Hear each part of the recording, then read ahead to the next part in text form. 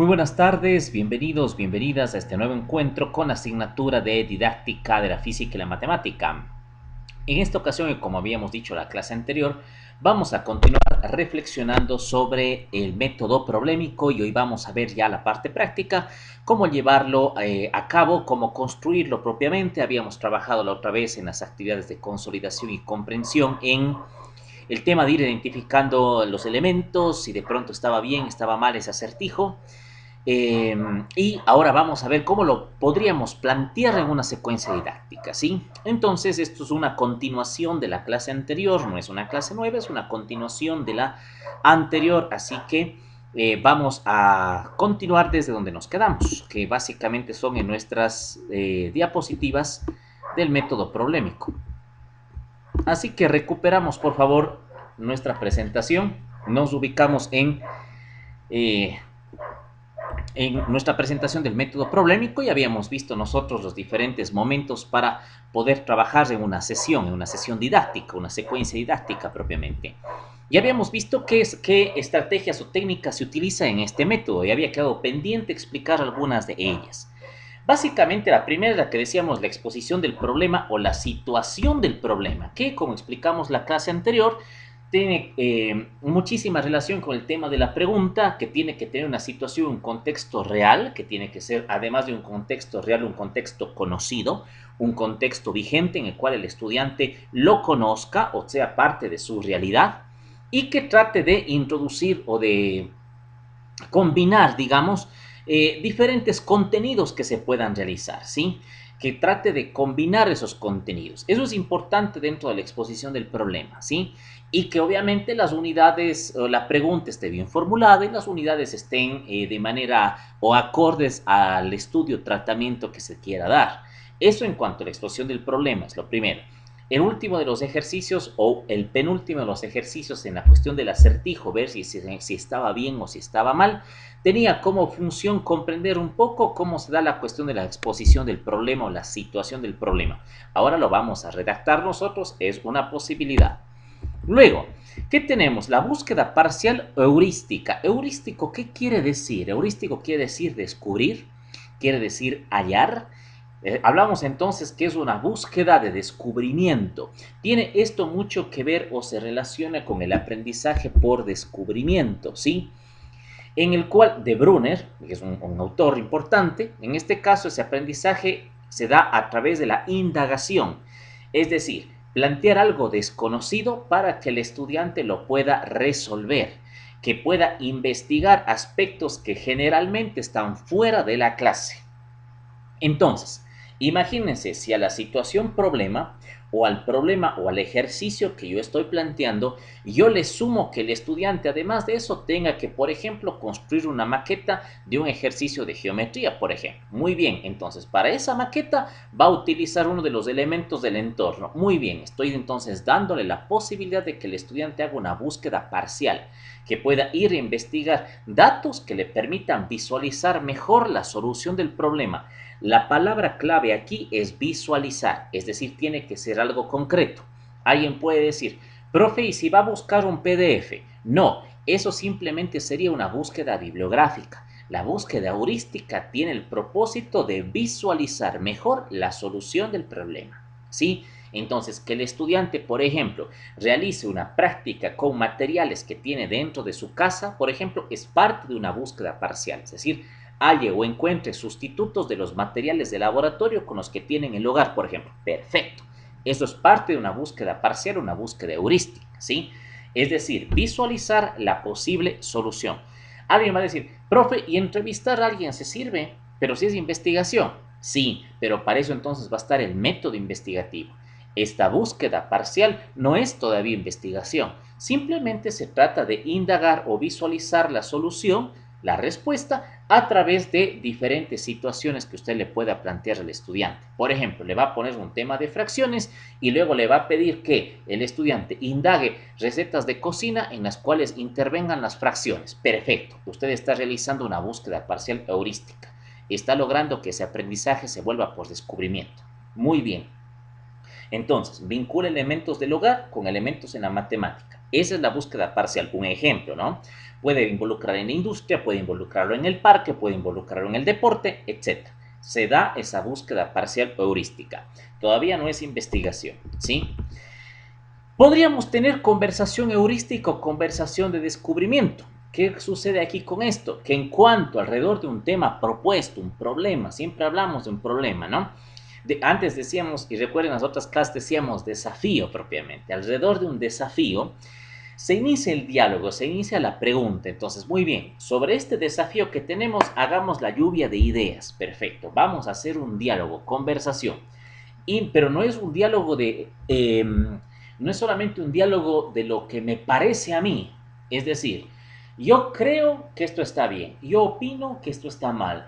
En mi opinión, tal vez sea esto. No, no, no, no es ese tipo de diálogo. Muy bien, con las indagaciones, ¿qué fue a investigar usted? Cuénteme.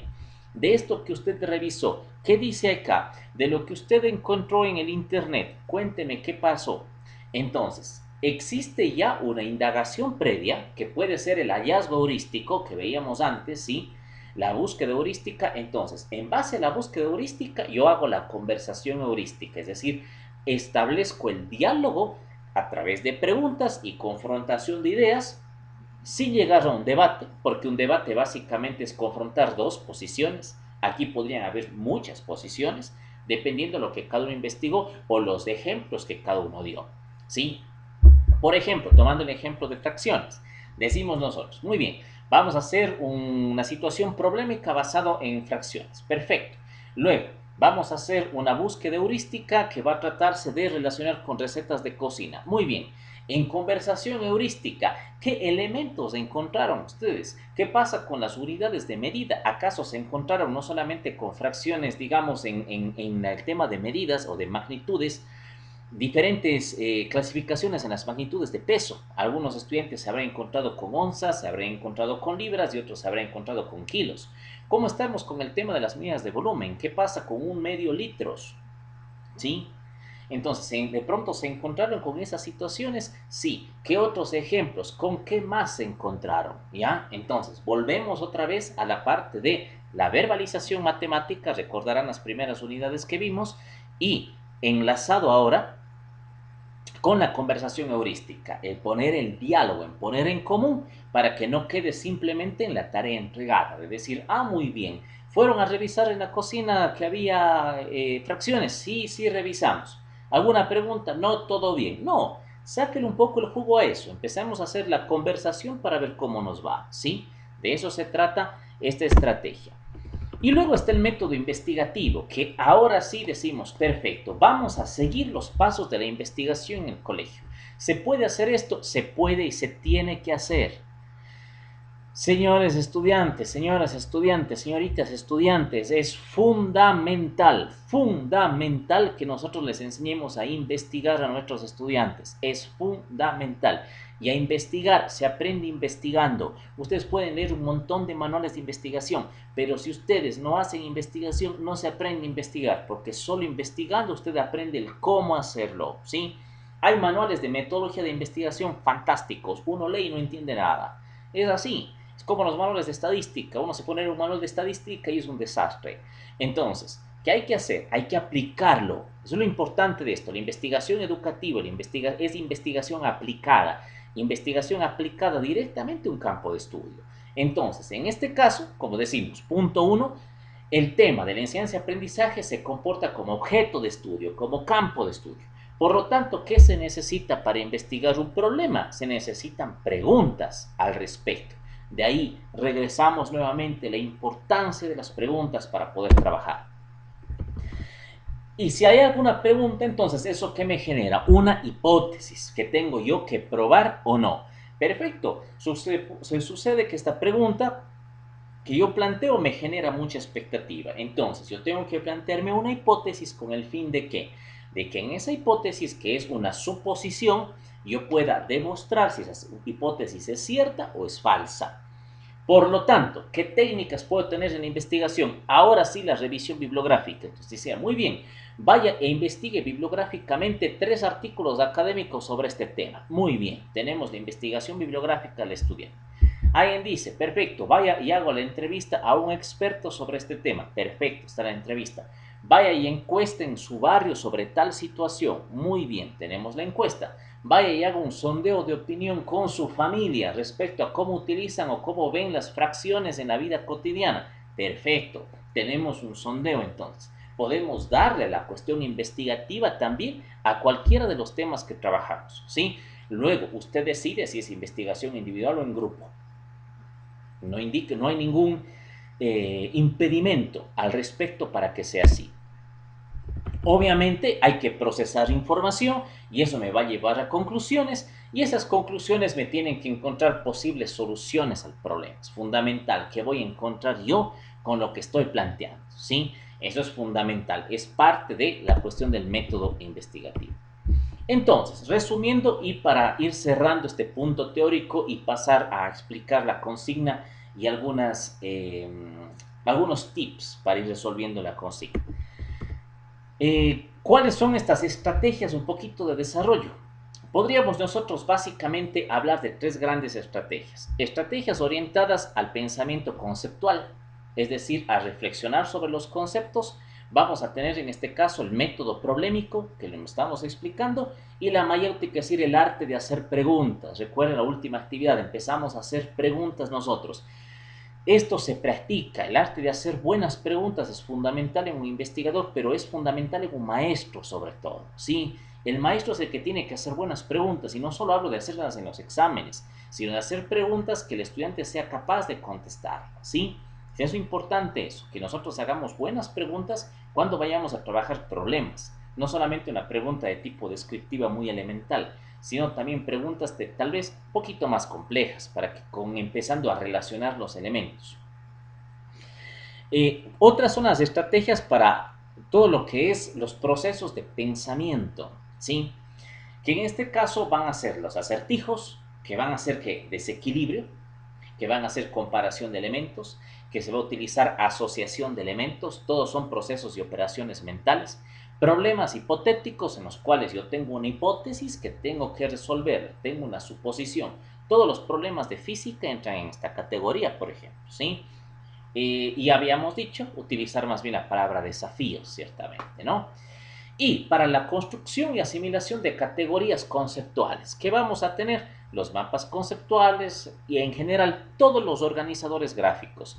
Eso es lo que a mí me da lo que se llama la confrontación de sistemas. ¿De qué tipo de sistemas? Sistemas representacionales, es decir, cómo yo represento la realidad. Una cosa es que yo mire un texto y otra cosa es que haya un organizador gráfico del texto o que responda a preguntas del texto. Eso es lo que a mí me lleva a hacer pensamiento conceptual o pensamiento categórico, que son las dos categorías, valga la redundancia, de pensamiento que uno tiene que tener en el momento de habilitar el aprendizaje. Entonces usted va a proponer un texto para que el estudiante lea. Ese texto tiene que estar acompañado o de preguntas sobre el texto, una guía o una ficha de trabajo, por ejemplo, o de organizadores gráficos que le permita o conceptualizar o categorizar. Eso es claro. La sola lectura no es suficiente, ¿sí? Eso tengamos en cuenta. Muy bien, y ya habíamos visto algo de estos ejemplos que les había indicado que podríamos, como una suerte de alternativas que uno podría tener, ¿no? Y bueno, y con esto terminamos la cuestión del método problemático. Ahora, para continuar con e indicarles el tema de la consigna y cómo lo vamos a trabajar, vamos a necesitar la pizarra, así que vamos para allá. Muy bien, nos encontramos ahora acá en la pizarra para poder trabajar el tema de la secuencia didáctica. Vamos a ir un momento entonces a la consigna. Vamos a indicar aquí la consigna. Que la tenemos aquí, que básicamente se trata de elaborar, en este caso,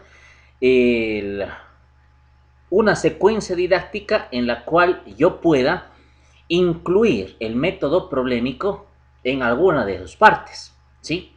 O una de sus técnicas. Entonces, para eso nosotros vamos a poner aquí, profesor, aquí pone su nombre, unidad educativa, el nombre que usted quiera llamar al colegio, puede ser el colegio en el cual usted se graduó. o pues puede poner el nombre que quiera, obviamente siempre tiene que ser un nombre profesional, un nombre académico, cuidado con poner alguna tontería, ¿sí? Bueno, profesor va a ir su nombre, en este caso, ¿no? Materia matemáticas y unidad, puede poner unidad 1, 2, 3, no importa en este caso, la fecha de entrega. El contenido, vamos a ir a eso y el número de sesión. El número de sesión puede poner 1, 2 o 3, dependiendo del número que usted considere para poder trabajar. En este caso, una secuencia por sesión, ¿sí? En contenido nosotros tenemos un archivo que se llama detalle de la consigna, en el cual tenemos el listado de estudiantes y a cada uno ya he puesto yo más o menos cada 7, 8 estudiantes un contenido, ¿sí? Aquí en este caso tenemos operaciones con números racionales, suma, resta, multiplicación, división, potenciación, radicación y operaciones combinadas, que esto lo van a elaborar desde Jefferson hasta Richard, que está por ahí. Perfecto. Entonces, por poner un ejemplo, ¿qué es lo que tendrían que hacer ellos? Ellos eligen este contenido y ustedes, cada uno determina, no es grupal, es individual el trabajo. Entonces, por ejemplo, Jefferson elige trabajar con operaciones con números racionales con la suma. Alex puede trabajar con la resta, Michelle puede trabajar con la multiplicación, William puede trabajar con la división, Daniela puede trabajar con potenciación, Brian con radicación y Richard con operaciones combinadas, si así lo determina. Si alguien dice no, yo en mi libertad, porque esto es totalmente libre, yo deseo elegir trabajar con división y el otro también quiere trabajar con división, no hay ningún problema. No van a existir dos secuencias didácticas iguales porque cada quien tiene su forma y su estilo de hacer docencia. Entonces va a ser diferente. Alguien va a decir, profe, ¿qué pasa si yo quiero combinar las 4 operaciones? No hay ningún problema.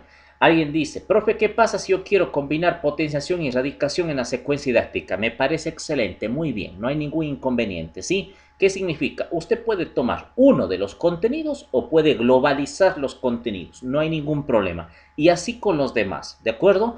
Va a ser su planteamiento docente. Por eso no puse por destreza, puse por contenido, porque ahora le estoy dando fuerza no a la planificación de destrezas que ya vimos en unidades anteriores. Y si alguien quiere puede ir a recuperar las clases que vimos nosotros en esas unidades, sino lo que yo estoy dándole fuerza en este momento es a la secuenciación. Quiero ver cómo el método problemático se involucra con un contenido específico. Listo, ese es el objetivo de la tarea, ¿no? Y así con los demás. Si hay alguien que tuviese problemas con determinar esto, estamos a la orden por los canales WhatsApp y correo electrónico, los canales de comunicación habilitados para el efecto. Con el mayor de los gustos, estamos para atender dudas e inquietudes. Muy bien, a ver. Entonces, en actividades, vamos a mantener la secuenciación que hemos visto de anticipación, construcción y consolidación, que en este momento yo le voy a llamar inicio, desarrollo y cierre, y simplemente le llamo así, y esto es nada más que por un tema de formato. Tranquilamente ahí podría decir anticipación, construcción, consolidación, y es exactamente lo mismo como nosotros ya dedicamos en la unidad de planificación, ¿sí? Muy bien. Entonces, regresando a la pizarra, vamos a ver directamente en cuanto al contenido. ¿Cómo trabajaríamos entonces ese contenido? Y voy a poner un ejemplo muy rápido porque no quiero dar haciendo la secuencia, digamos así, sino lo voy a poner un ejemplo muy rápido, ¿sí? Vamos a ver, tenemos actividades de inicio, tenemos actividad de desarrollo y tengo actividad de cierre.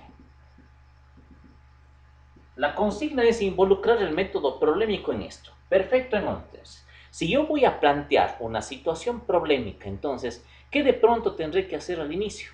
No quiero dar recetas porque no quisiera que todas las secuencias didácticas salgan exactamente igual. Pero ya sabemos, y revisen por favor las clases de planificación que están más arriba en la misma aula virtual, que tiene que haber una presentación y una bienvenida, eso de cajón.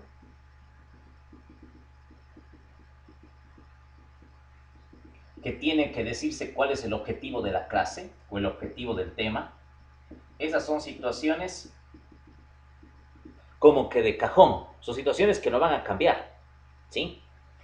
Ahora sí, de inicio, ¿qué voy a hacer? Y ahí quiero ver la creatividad de ustedes. Voy a utilizar un método audiovisual, voy a utilizar una lectura para introducir el tema, voy a realizar tal vez el trabajo con alguna imagen, voy a generar preguntas en una lluvia de ideas, voy a suponer que voy a lanzar la lluvia de ideas, voy a suponer, puedo utilizar más cosas. Revise por favor los recursos al respecto, ¿sí? Voy a suponer que hago una lluvia de ideas.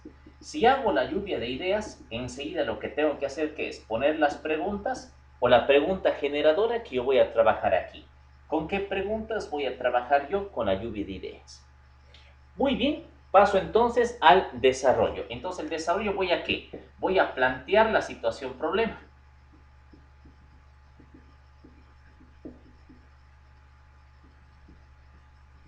Y aquí escribo la situación problema. Y con la situación problema, acá abajo pongo el cómo voy a trabajar con la situación problema. Entonces, ¿qué voy a pedir de la situación problema? Voy a pedir que los estudiantes resuelvan en parejas, que los estudiantes resuelvan en grupos. No define este momento grupos de 4, grupos de 5, grupos de 7, no. Simplemente será un trabajo en parejas o será un trabajo en grupos. Listo, es parte de la secuencia didáctica. La secuencia didáctica, ¿qué me dice? Me cuenta cómo va a ser la clase, ¿sí? Es distinta a la planificación. La planificación son como punteos de lo que usted va a hacer. La secuencia entra el detalle de lo que usted va a hacer en la clase, ¿sí? Vendría a ser un plan de clase prácticamente, ¿sí? Entonces, planteo la situación problema. La situación problema, escribo la situación problema que yo voy a trabajar. Digo, muy bien, voy a trabajar con esta situación. En otras palabras, escribo aquí el desafío. Cómo yo voy a plantear ese desafío. Y enseguida, acá abajo, el cómo se va a trabajar ese desafío. ¿Cómo se va a trabajar?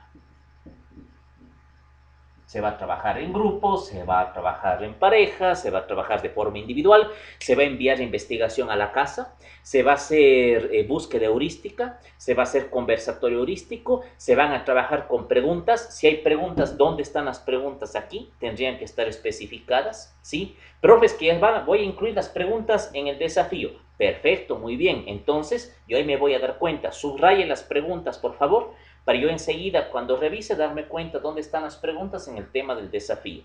Va a trabajar con una investigación a la casa para resolver en parejas. Muy bien, entonces ponga investigación a la casa siguiendo el método científico. Correcto, ya explicamos cuáles son los pasos del método. No tiene necesidad de ponerlo ahí, ¿sí? Como es en una sola sesión, entonces seguimos trabajando, ¿ya? No va a poner ahí mismo exposición y todo eso porque no le va a alcanzar el tiempo, ya siempre hemos visto nosotros eso, ¿ya? Sabe que cada sesión aproximadamente dura 40-45 minutos. Entonces, por eso le ponía número de sesión, cuántas sesiones se va a demorar usted trabajando el tema. Usted va a decir, profe, esto lo voy a hacer yo en 3 clases de 40 minutos. Chévere. Le pone entonces en el tiempo y en el tiempo me tendría que sumar 120 minutos. Cuidado con dejarme menos o más tiempo. Tendría que ser siempre cerrado. Profe, voy a trabajar esto en 4 clases. Perfecto. Entonces, tiene que sumarme esa cantidad de minutos equivalente a 4 clases, a 2 clases, a 5 clases, a lo que usted vaya a trabajar. Aquí tiene libertad total, ¿sí? Entonces, eso tengamos nosotros en cuenta. Si voy a hacer una exposición y resulta que solamente me di 40 minutos, es imposible, no se va a alcanzar. O sea, hay que ser coherente. En cambio, si planifique para 3 o para 4 sesiones, con el mayor de los gustos, pongo una exposición, ponga la elaboración de un proyecto dentro de clases, etcétera. La elaboración o la construcción de una maqueta en clases, no sé, con toda tranquilidad, ahí no hay ningún problema. Pero seamos respetuosos del tiempo, ¿sí? Planteamos esto. Entonces, aquí, ¿qué voy a evaluar sobre todo yo? La secuencia, ya saben, 2 criterios, orden y secuencia, lo que siempre se revisa, y cuál es el desafío que está planteando respecto del tema. Cada uno de ustedes tiene un tema. Puede elegir una parte de ese contenido o todo el contenido para plantear el desafío. Esta es lo que voy a evaluar. Y en el cierre, ¿qué va a haber? Ya sabemos, y usted tranquilamente puede recuperar de las clases, ¿qué va a estar? La retroalimentación, eso como de cajón, ¿sí? El tema del acierto-error, ver qué cosas funcionaron correctamente, ver qué cosas es necesario cambiar, la retroalimentación y si es que usted quiere, opcionalmente puede poner una evaluación o un refuerzo, ¿sí? Eso dependiendo de usted. Usted es el maestro en este caso. Vamos a ver, ¿ya? Eso entonces, me retiro un momento para que le pueda observar la pantalla. Correcto. Muy bien, entonces, eh, he dado, en este caso, he hecho una variación de la fecha para entregar esto y vamos a tener tiempo justamente hasta el 25 de mayo, es decir, el día lunes, ¿sí? Hasta las 23 horas, ¿sí? Eso hasta las 11 de la noche, como siempre, nosotros tenemos ahí la posibilidad de poderlo entregar en este formato, ¿sí? Con ese tema, entonces lo trabajamos. Por favor, revisar el tema o la cuestión del detalle, la consigna y siempre estar atentos a las cuestiones que vamos poniendo porque en algunos casos pueden ser que estén resolviendo directamente las consignas sin estar con el apoyo de la clase en video y eso puede provocar vacíos. Tengamos en cuenta eso, ¿sí? La próxima semana vamos a hacer una síntesis de lo que hemos visto hasta ahora, porque nos falta hacer retroalimentación, que no hemos tenido hasta ahora desde que conversamos aquella vez, ya van a ser unas 3 semanas, que conversamos respecto a la necesidad de ir construyendo una retroalimentación. Entonces, la próxima semana vamos a hacer un stop, digamos así, el tema de clase y vamos a retroalimentar todo, ¿sí? Lo que vamos viendo, lo que estamos haciendo.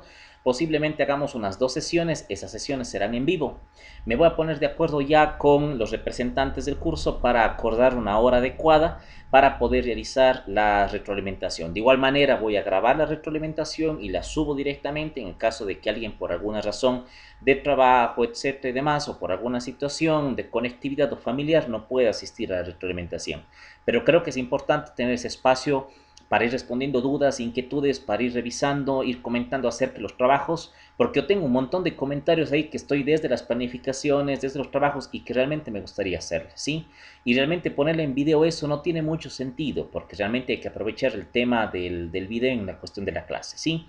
Entonces, este es nuestro trabajo hasta ahora, el método problemático, y la próxima semana vamos a hacer por lo menos 2 encuentros en vivo para retroalimentar, reforzar los temas y ver cómo vamos, ¿de acuerdo? Ahí también un poquito hablaremos del tema de las evaluaciones y demás, porque estaríamos terminando mayo y adentrándonos hacia junio y tenemos que planificar nuestro examen interciclo, cosa de la cual conversaremos también ahí en esas retroalimentaciones, ¿sí? Entonces espero que por favor puedan hacer de la mejor manera, sean muy creativos al respecto y nos estamos viendo. Cualquier duda o inquietud, por favor, a WhatsApp y correo electrónico estamos para servir, ¿sí? Cualquier situación, por favor, comuníquenme enseguida para poderles apoyar de la mejor manera. Cuídense y nos vemos. Que estén bien.